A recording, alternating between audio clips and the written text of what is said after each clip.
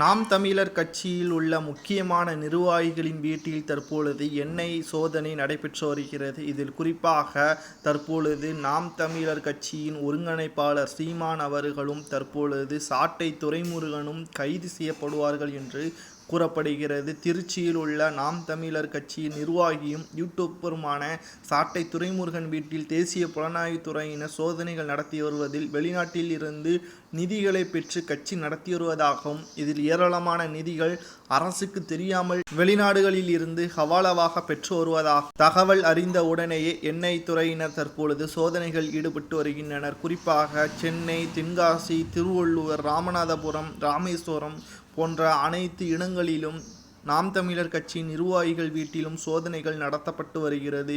இதில் சில முக்கியமான நிர்வாகிகள் கைது செய்யப்படுவார்கள் என்றும் குறிப்பாக சீமான் அவர்களின் வீட்டிலும் சோதனைகள் நடத்தப்பட்டு வருவதாகவும் தகவல்கள் வெளியாகி இருக்கிறது.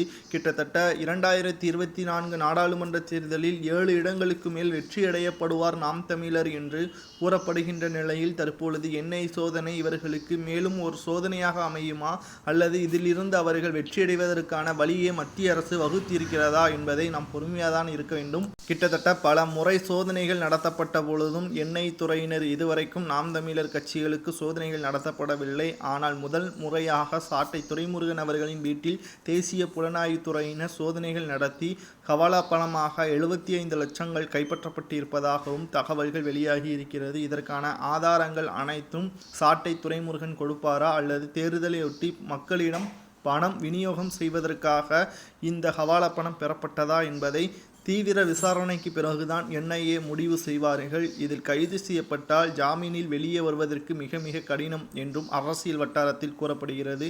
நாம் தமிழரை பற்றி உங்களது கருத்துக்களையும் சாட்டை துரைமுருகன் அவர்கள் கைது செய்யப்படுவதை பற்றியும் உங்களது கருத்துக்களை கமெண்ட் வாயிலாக கூறுங்கள்.